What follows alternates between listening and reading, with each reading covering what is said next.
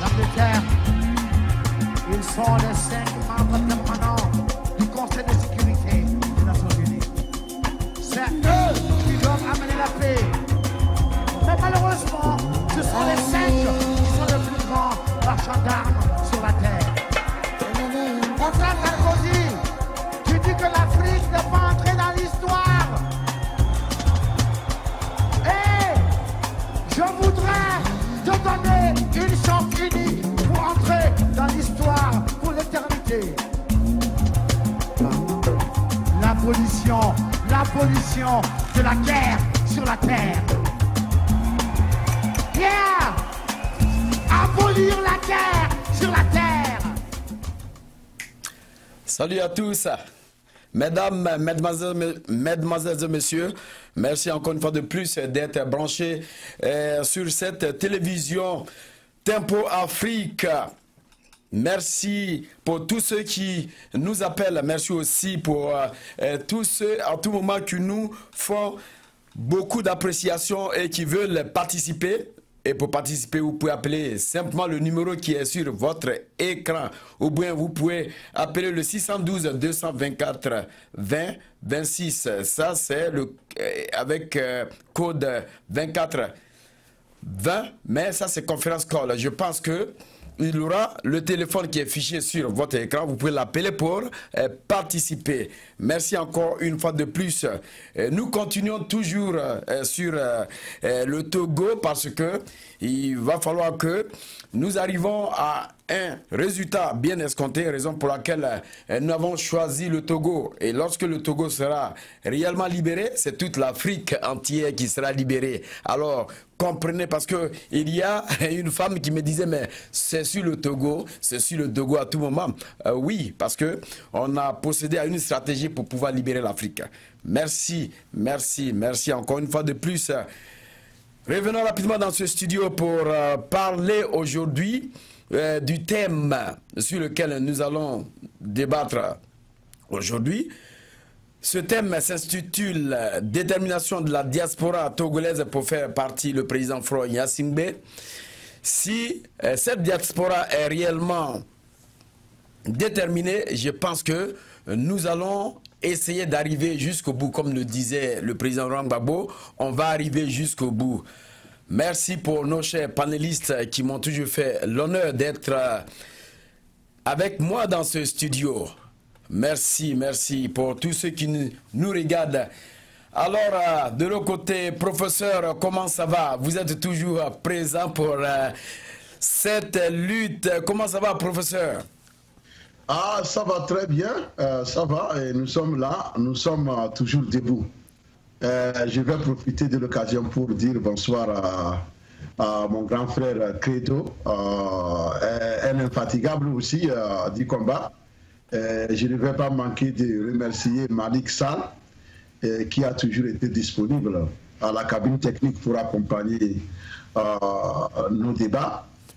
Et bien sûr, last but not least, Monsieur Serge Gnawa, qui a depuis longtemps fait preuve de cette relation parentale en tant que beau-frère et qui a aussi fait sienne la lutte du Togo, qui nous accompagne pour éclairer le peuple togolais et la diaspora par rapport à cette lutte noble que nous tous nous menons avec un engagement clair, parce que nous avons toujours préféré subir l'injustice plutôt que de la commettre.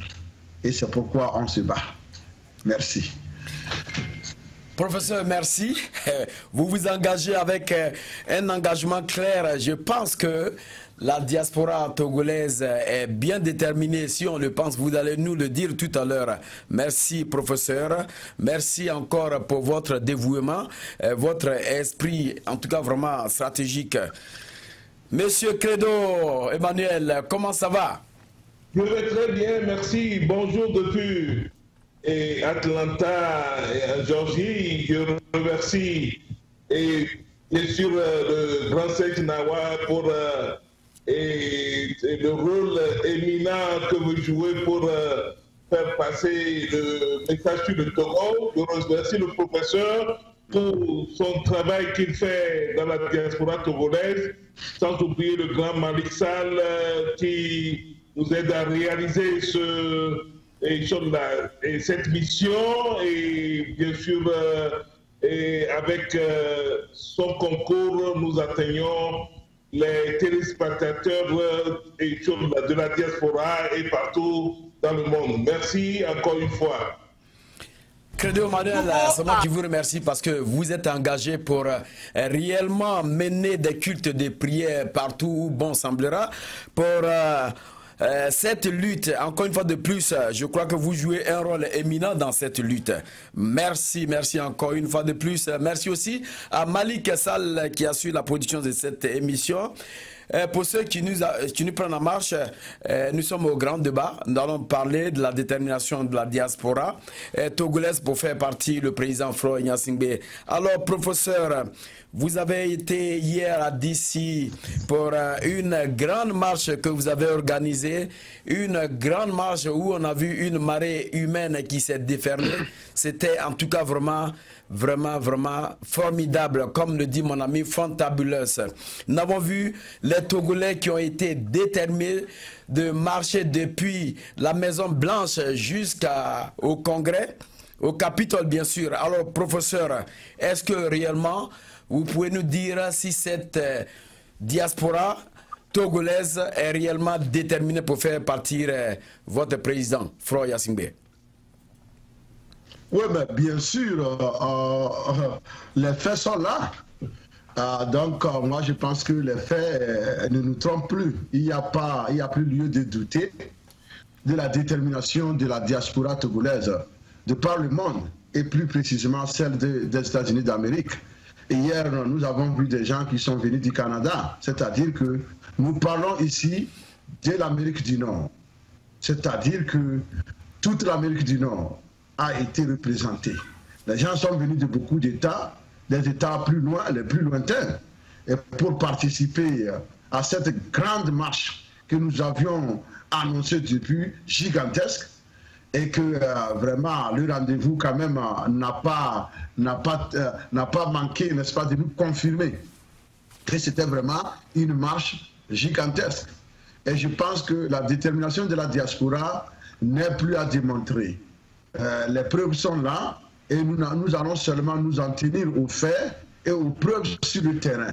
Et nous avons vu une diaspora déterminée, une diaspora mobilisée, une diaspora qui est prête à tout faire, à tout mettre en œuvre pour mettre fin à un système cinquantenaire, à un système qui est devenu plus ou moins, c'est pas meurtrier, un système devenu un dinosaure qui ne dit pas son nom et qui s'accroche au pouvoir comme comment l'appelle-t-on, comme des sanctions, et en train de sucer le sang humain afin de pouvoir résister.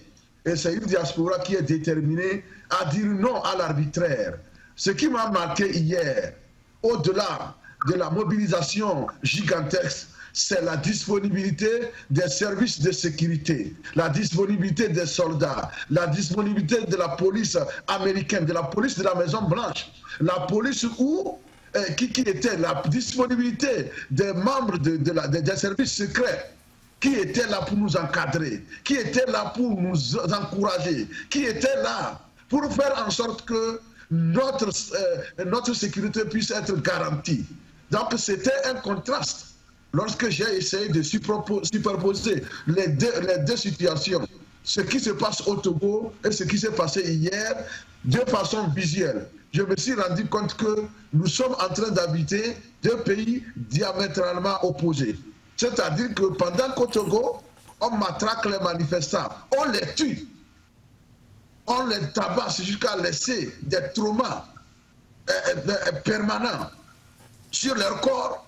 Ici, les soldats, les mêmes personnes qui font le même boulot, nous protègent. Ils font tout pour que même un seul cheveu d'aucun membre parmi les manifestants ne soit touché. Pendant ce temps, au Togo, on va jusqu'à dans les chambres des gens pour les tabasser, pour les assassiner, afin de dire que non, on ne veut pas que vous marchiez. Vous voyez?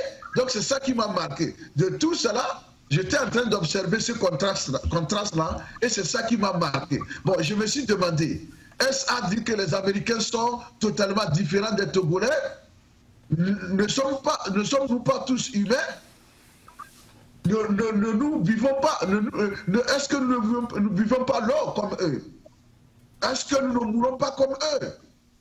Bon, qu'est-ce qui fait que nos soldats sont différents des soldats ici? Est-ce parce que pourtant il y avait des Noirs parmi ces soldats-là?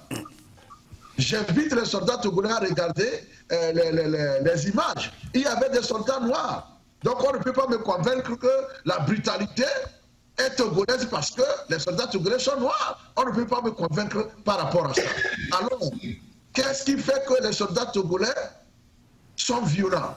Qu'est-ce qui fait qu'ils ne comprennent pas que leur rôle, c'est de protéger les civils, c'est de protéger le citoyen qui veut manifester pour exercer son droit de manifester. C'est ça, franchement, c'est ça qui m'a le plus marqué hier. C'est-à-dire que lorsque les gens se permettent de malmener leurs citoyens, alors qu'hier, on a tout mis à notre disposition.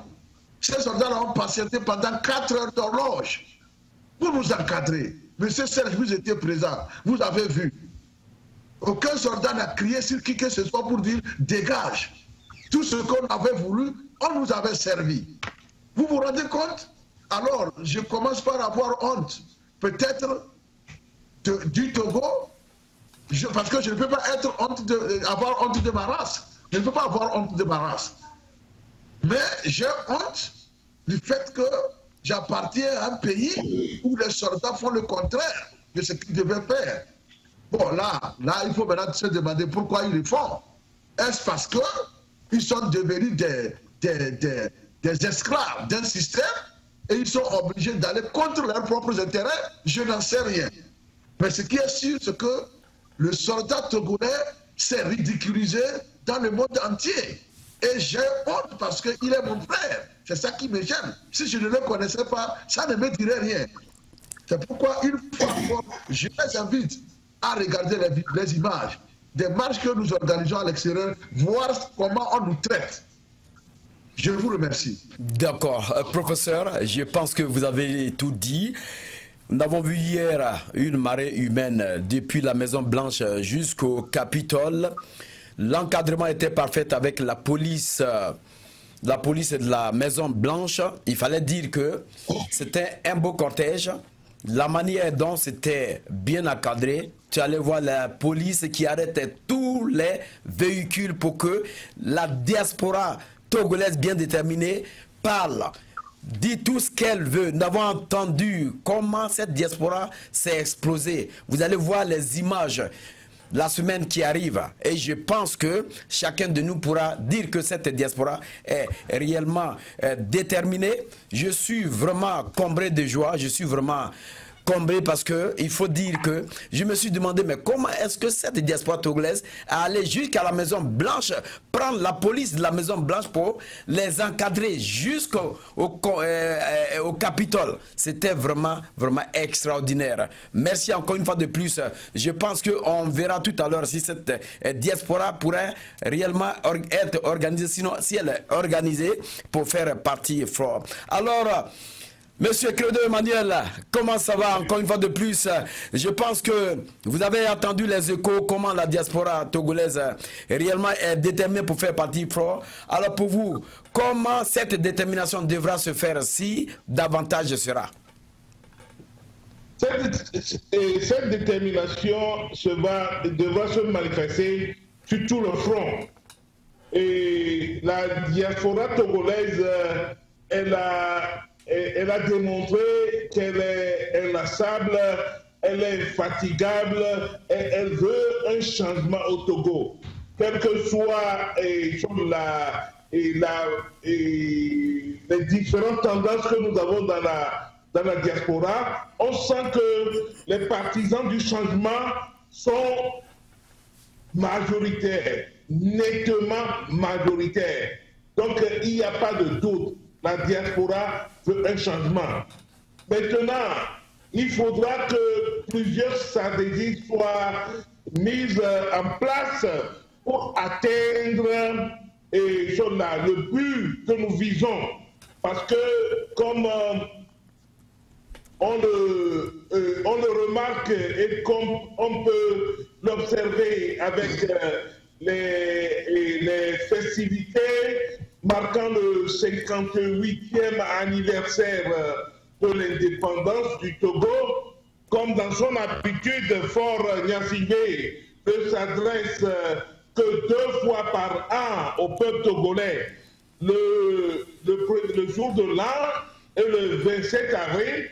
Donc on l'a vu sortir hier. Et quand il est sorti sur le 27 et le 26 avril pour faire son message à la nation du 27 à l'occasion de l'indépendance, il a réitéré sa détermination à organiser les élections qu'il avait prévues et nous allons vraiment arriver bientôt au point culminant. Et ce point culminant va être atteint quand on arrive avec la démobilisation qu'ils ont réussi à faire avec ce dialogue. Le dialogue, quel que soit ce qu'on en dise, a réussi à faire la démobiliser l'opposition de son but de réunir la troupe. Déjà, après la première séance, étant donné que dans le règlement intérieur du dialogue, il s'était entendu qu'on sursoit les manifestations, le gouvernement a pris d'assaut cette occasion pour interdire toutes les manifestations sur le territoire, l'étendue du territoire et les étouffer. Étouffer les manifestations.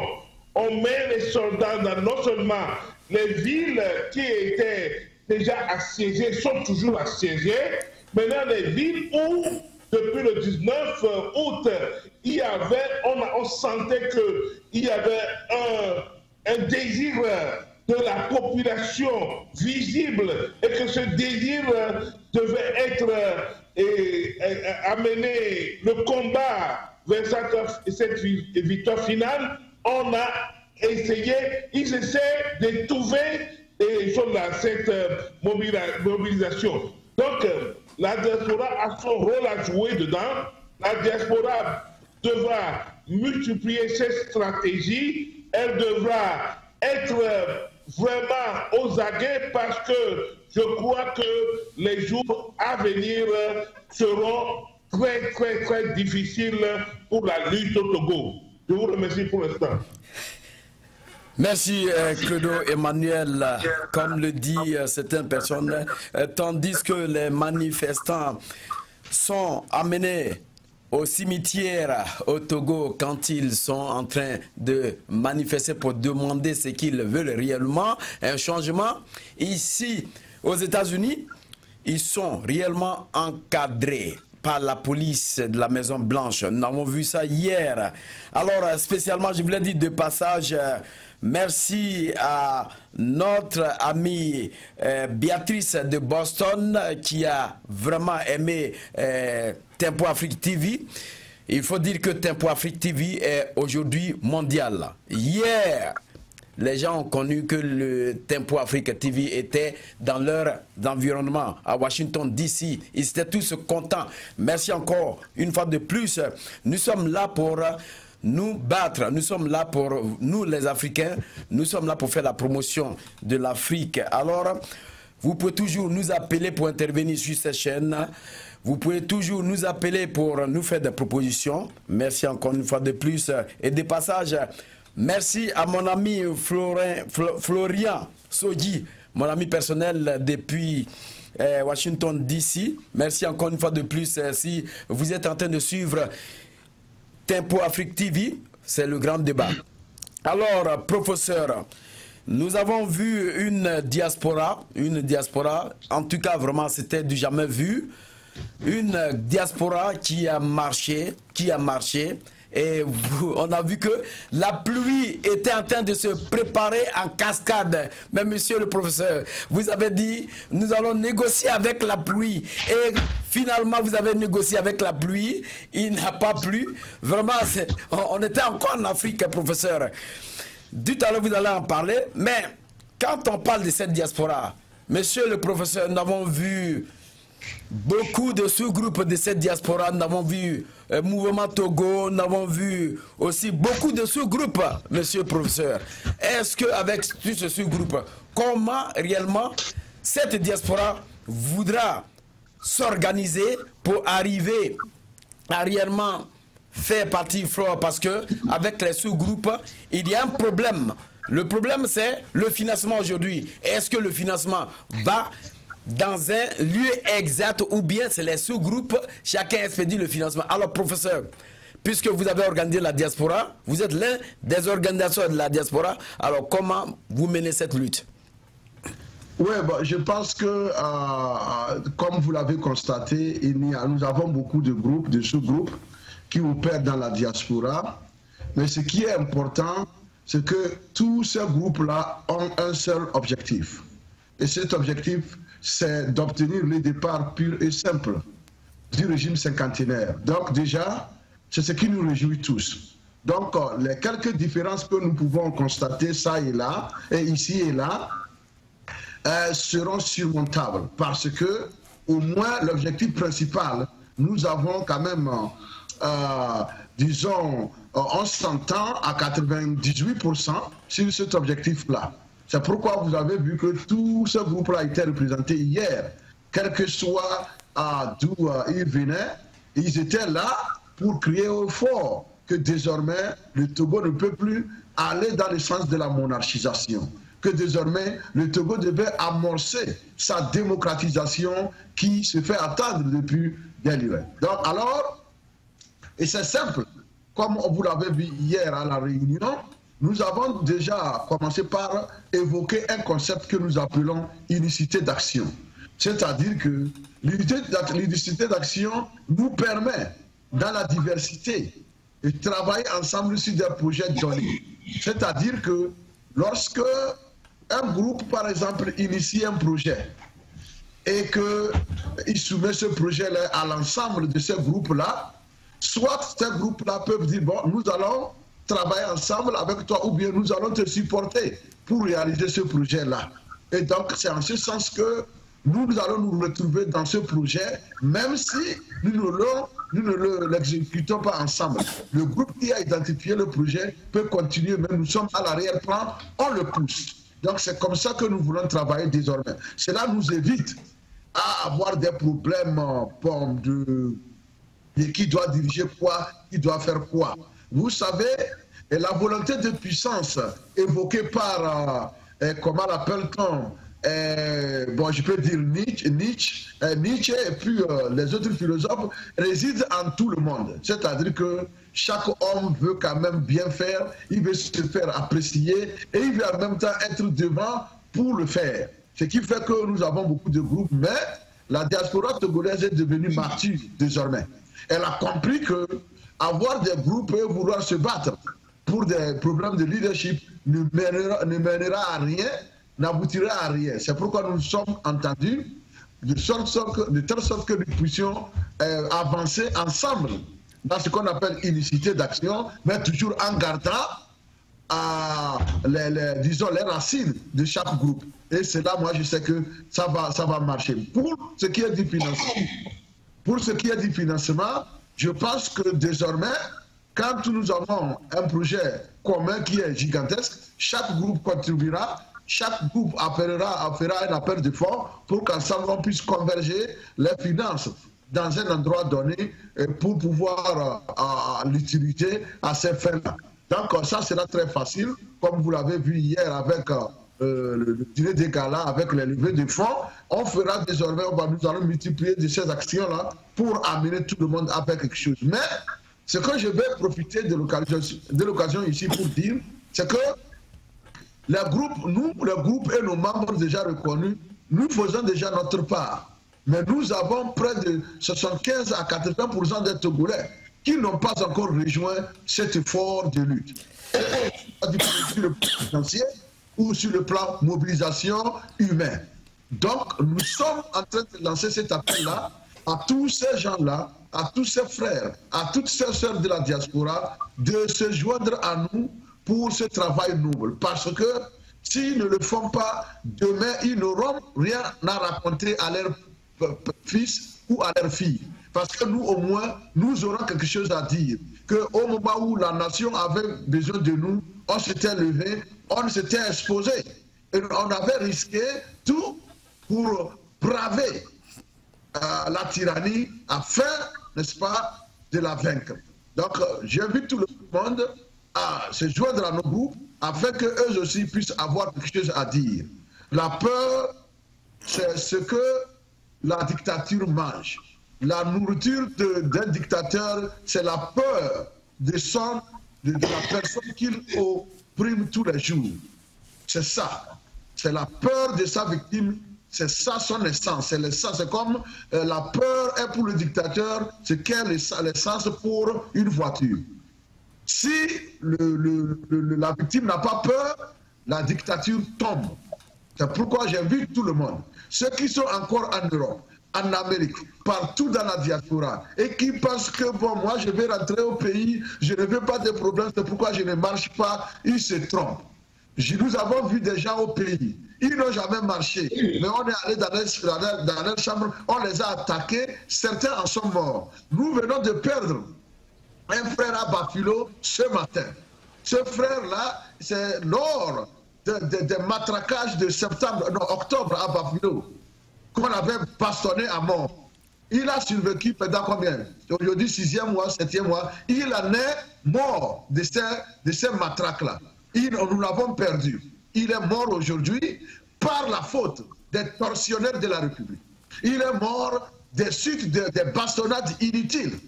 Il a un peu tenu, mais ça n'a pas marché. Il est mort comme conséquence de ce qu'on lui a fait. Donc, c'est pour vous dire que, bon, il faut pas mélanger les choses.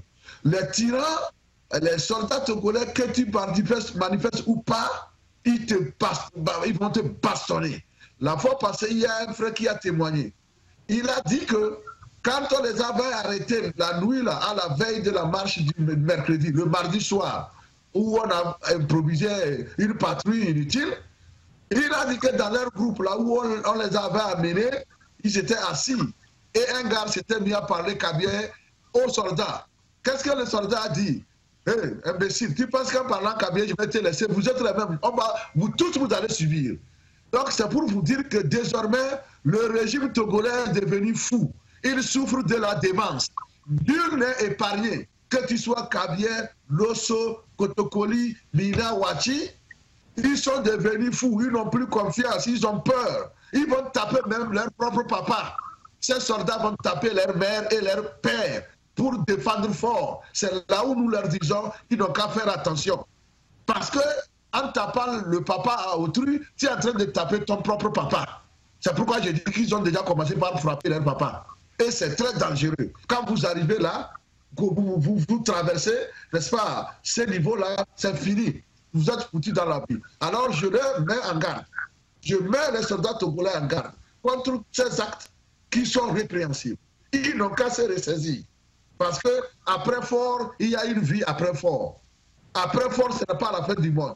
Et Yadjama nous avait dit qu'après lui, c'est le déluge. Quand il est mort, le Togolais a voulu savourer sa victoire, il a voulu savourer sa liberté, mais les soldats togolais l'ont privé de cette liberté-là. Alors nous disons qu'après fort, la vie sera même plus belle pour les soldats que maintenant. Alors, ils n'ont qu'à se ressaisir. Je vous remercie.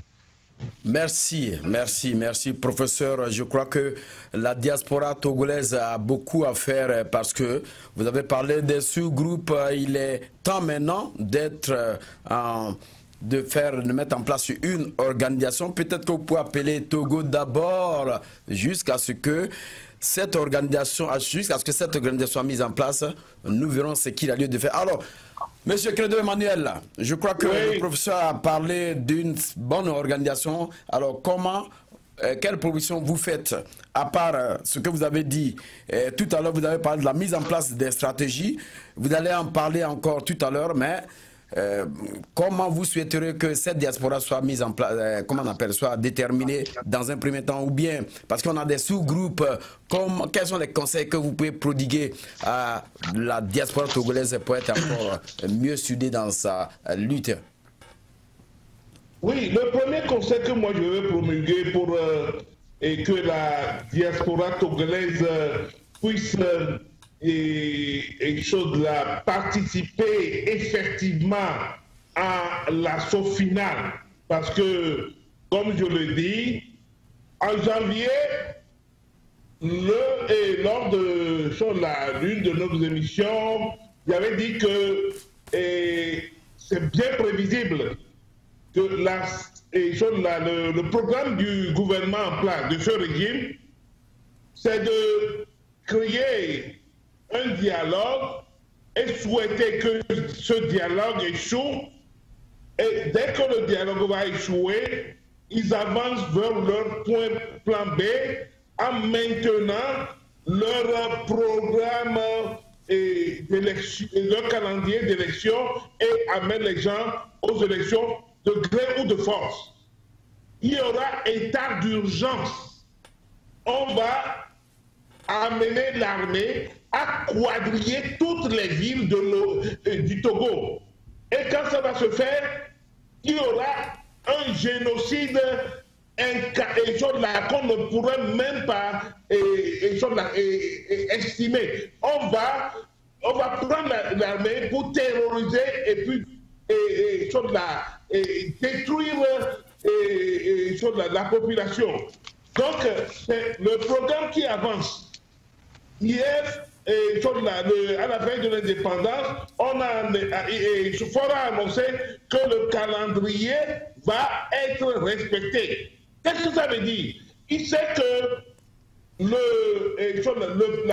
la majorité de la population ne veut pas aller aux élections dans les conditions où c'est fort, avec son fichier truqué le gouvernement fort avec son fichier truqué qui va organiser cette élection. Mais c'est ce qu'il veut faire.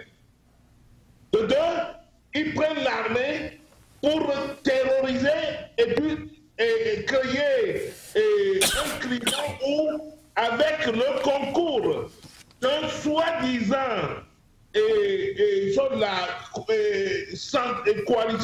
coalition centriste qui va peut-être les accompagner, on puisse dire que si le parti des 14 ne veut pas participer, il y a toujours une partie de l'opposition qui a participé. Maintenant, le problème togolais doit se situer sur un terrain humanitaire où, même si les gens de la diaspora, tous ceux qui sont dans la diaspora, les Togolais de la diaspora, croient qu'ils ne veulent pas s'intéresser ou bien financer les partis politiques parce qu'ils ont peur de quoi ou quoi, au moins chacun a un cœur pour pouvoir contribuer aux actions humanitaires. Et même quand on parle des actions humanitaires, on peut même avoir la sympathie de d'autres organisations hors du Togo qui peuvent nous soutenir. Donc c'est ce plan maintenant qu'on doit développer. Il faut qu'on arrive à dire, à prouver, à mettre une équipe sur place pour le sauvetage de la population dès que ce génocide va commencer. Parce que moi, je ne suis pas un prophète, mais je vous dis que c'est ça qui va finir par arriver. Paul aura son mandat à la CEDEAO qui s'expire en juin. En juillet, le Parlement togolais, son mandat expire. Il veut coûte que coûte forcer les Togolais à aller aux élections. Donc il faut qu'on arrive, la diaspora, en se fixant, en s'organisant pour sauver la population sur le plan humanitaire, en exposant tout ce qu'on fait, tout ce qui est d'inhumain qu'on fait sur la population à la communauté internationale, sera aussi en train de faire un travail de lobbyisme avec la CEDEAO, parce que moi je trouve que la CEDEAO sera indispensable dans l'équation finale. Le Togolais ne pourra pas le faire seul. Donc, bien sûr, on marchera, on essayera de faire voir ce que la diaspora et ce qui se passe au Togo, mais il y a un travail qui doit se faire dans la chancellerie, que la diaspora doit vraiment organiser, et puis organiser un secours humanitaire pour que les gens qui sont sur le terrain et qui sont exposés aux actions inhumaines, au bastonnage et à toutes ces atrocités, sachent qu'au moins la diaspora les supporte. Donc c'est ces deux volets qu'on doit faire. Essayer de développer des actions vers la chancellerie et surtout aussi vers les pays de la CEDEAO, et puis organiser les actions humanitaires, parce que le Togo aura besoin d'actions humanitaires.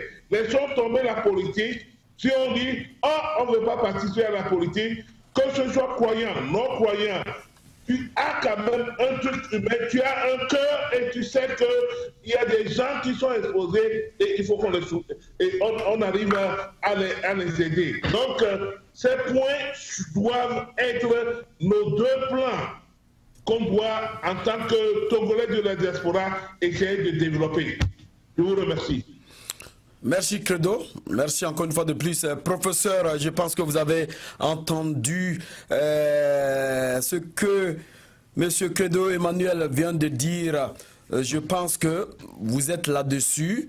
Il y a aussi une manifestation, nous avons vu cette manifestation, et non seulement cela, mais est-ce que, professeur, on ne peut pas mettre en place ce qu'on appelle un gouvernement de la diaspora, et ce gouvernement va essayer d'avoir peut-être une voix partout où elle passera, et à côté de cela, M. Credo a parlé de lobbyisme. Je pense que vous êtes là-dessus. Professeur, est-ce que à la fin de cette marche, est-ce que vous avez pu remettre quelques émotions, comment on appelle, aux géants de la place, directement à Washington DC?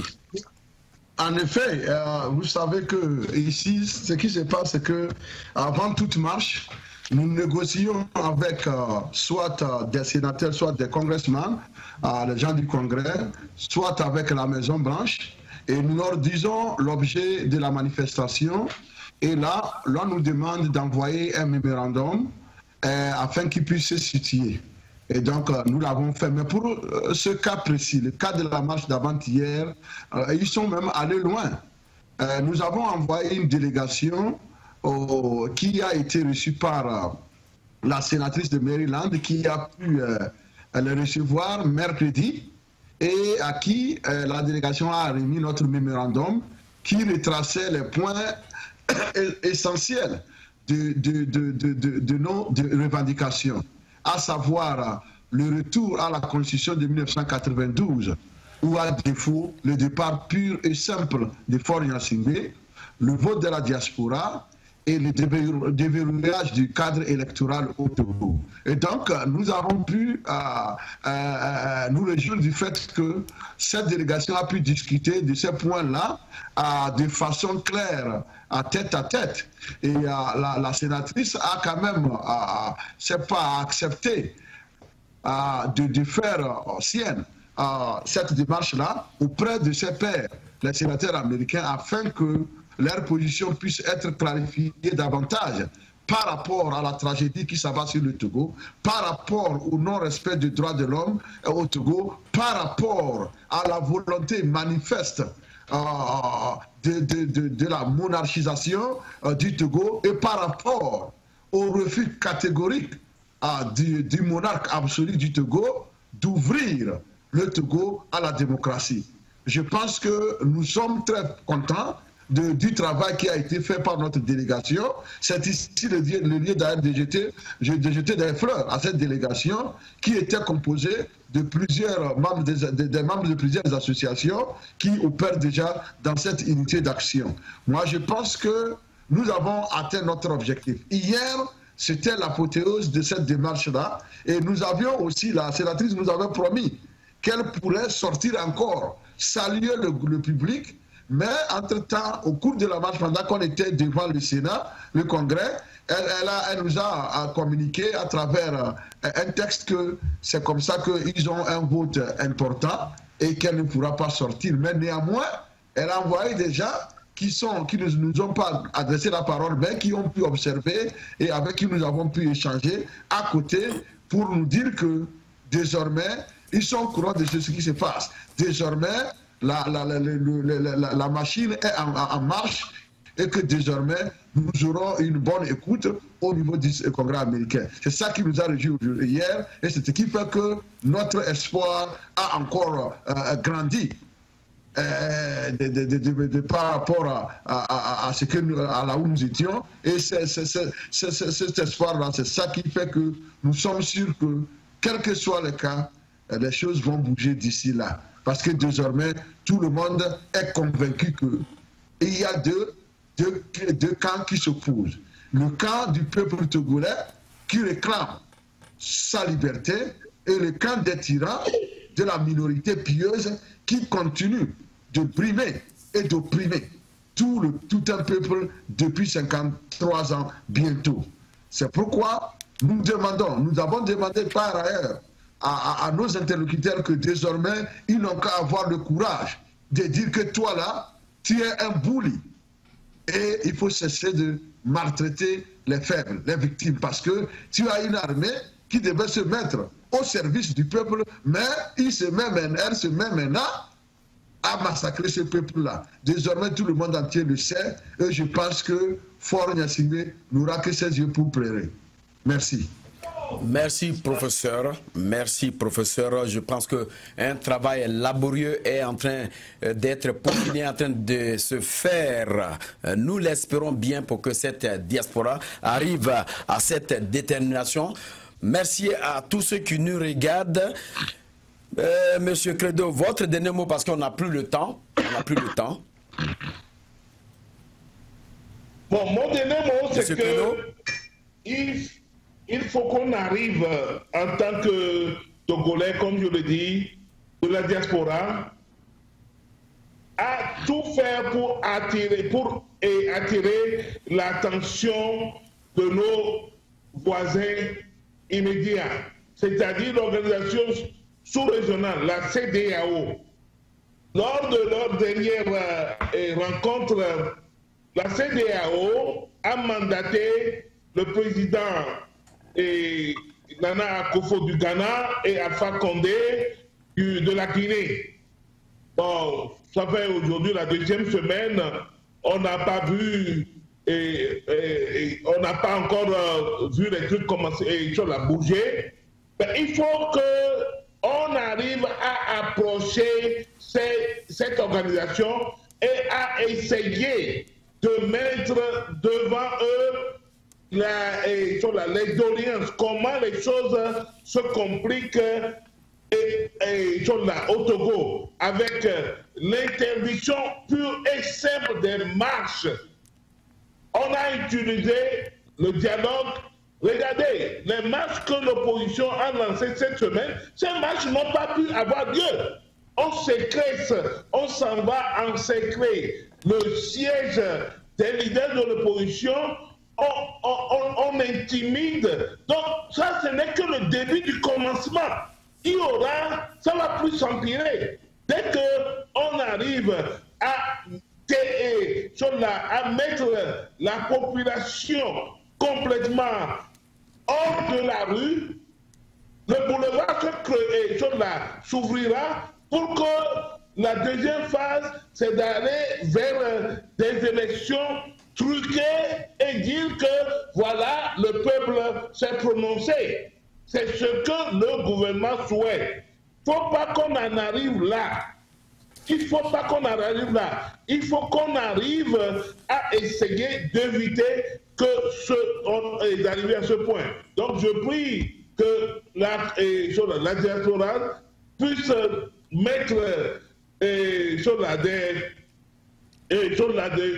ressources en place pour pouvoir attaquer sur le plan directement la CEDEAO, aller voir la CEDEAO, essayer de faire du lobbyisme et en même temps créer un plan pour être la base arrière et supporter nos compatriotes qui sont devant la lutte. Voilà ce que nous devons faire. Demain, nous avons au niveau d'Atlanta ici, une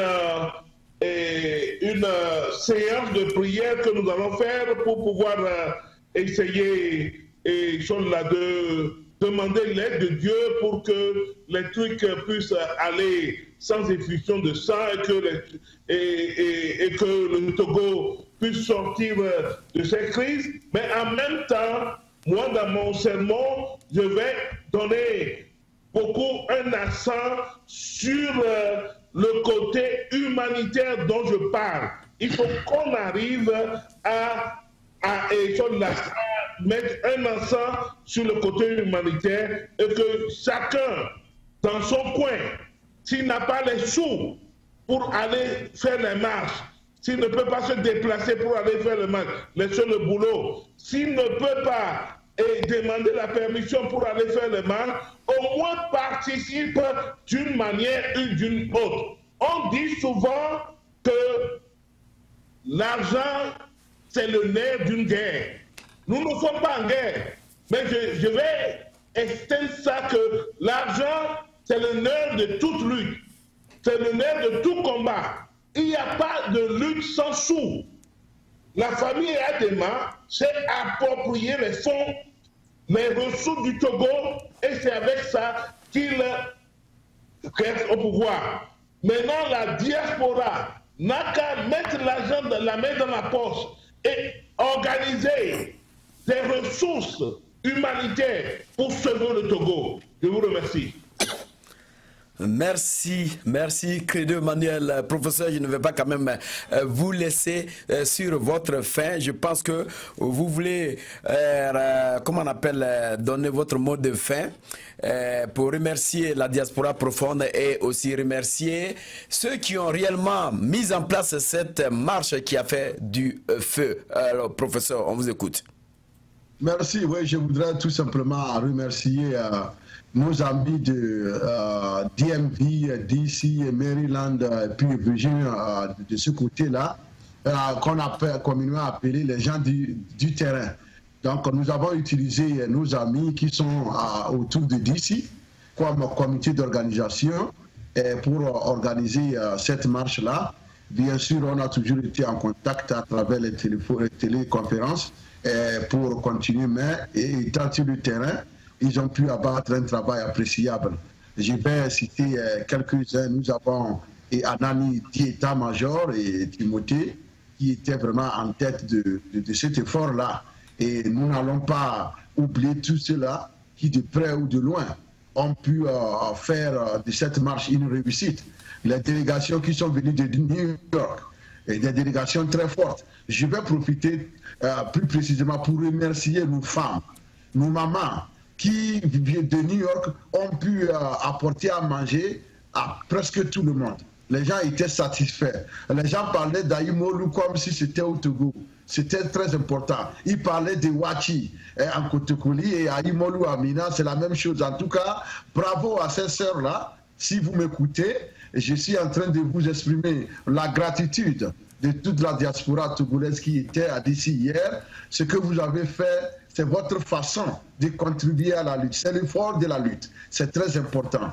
Nous n'allons pas oublier de remercier nos frères qui n'étaient pas partis, mais qui ont pu financièrement aider au déplacement des gens qui allaient au front, c'est-à-dire les marcheurs d'hier.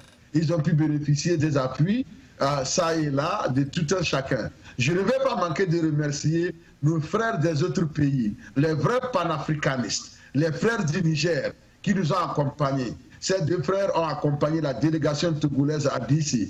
Ils ont demandé des permissions au niveau de leur boulot. Ils ont dit qu'ils ne vont pas se faire compter l'histoire du Togo. Ils ont dit qu'ils ne vont pas se faire raconter ce qui va se passer à DC. Ils sont allés avec nous à DC en laissant leur boulot hier, en perdant de l'argent et en contribuant physiquement à la réussite de la marche. Je leur adresse notre gratitude et je leur demande de transmettre nos remerciements à tout leur peuple et nous disons haut et fort que la lutte que mène le peuple togolais, c'est une lutte africaine. Parce que aucun pays d'Afrique ne doit pas se sentir, ne doit pas rester à l'écart et doit au contraire se sentir concerné parce que la tragédie qui se joue au Togo, c'est une tragédie continentale. C'est une tragédie qui doit toucher tout le monde. Parce que lorsque le Togo atteindra cette liberté-là, toutes, comment l'appelle-t-on, toutes les zones de l'Afrique qui seront encore dans l'obscurité, qui sera encore sous le joug colonial, qui sera encore sous le joug du néocolonialisme vont tomber et la lumière va atteindre toutes ces zones-là. C'est pourquoi je vais profiter de l'occasion pour lancer cet appel-là à toute l'Afrique, à la diaspora africaine dans son ensemble. Comme la diaspora gabonaise était présente hier aussi, j'allais oublier. Je vais la remercier pour son courage, pour sa détermination à donner le meilleur à son peuple aussi. Alors, je ne veux pas monopoliser la parole, mais j'ai de la passion quand je parle de l'Afrique. Parce que l'Afrique, elle est à nous. Et nous ne pouvons jamais la renier. C'est pourquoi l'Afrique nous tient à cœur. Au cœur de notre imagination politique, c'est l'Afrique. Parce que c'est la libération de l'Afrique qui compte pour nous. Après le Togo, c'est l'Afrique. On va s'attaquer aux dernières zones sombres de l'Afrique et nous allons la libérer. Merci. Merci, professeur. Merci, Emmanuel Credo. Merci encore tous ceux qui ont participé, ceux même qui ne nous ont pas appelés. Merci à nos amis depuis les États-Unis. Je voudrais quand même vous dire que, effectivement, nous marchons, les Togolais marchent, mais le seul problème, c'est bien l'argent, le financement de cette lutte. Tant que cette lutte n'est pas financée, elle sera toutefois longue. Alors, pour ne pas qu'elle soit longue, il a lieu de mettre en place une stratégie qui pourra permettre à cette diaspora togolaise d'avancer. Désormais, on n'a pas une diaspora togolaise réellement aux États-Unis, on n'aura plus une diaspora togolaise en Europe, mais la diaspora togolaise ici au pays de Blanc. Alors je vous remercie et prochainement, on aura encore un sujet plus brillant pour ce grand débat. Pour tous ceux qui veulent appeler, il faut toujours regarder sur votre écran pour participer à cette émission.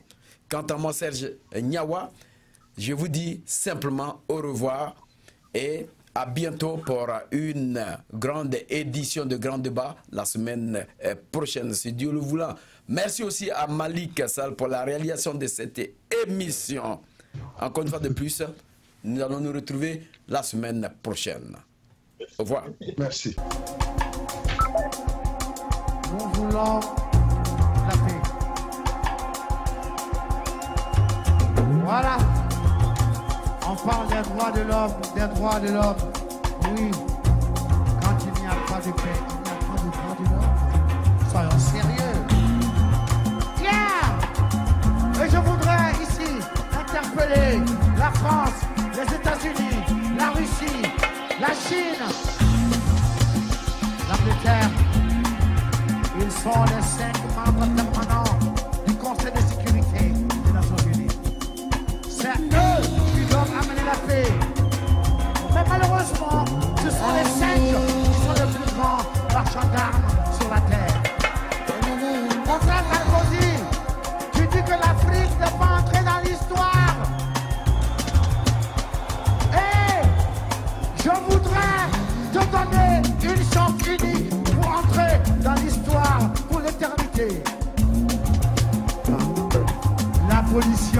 l'abolition de la guerre sur la terre. Yeah! Abolir la guerre sur la terre.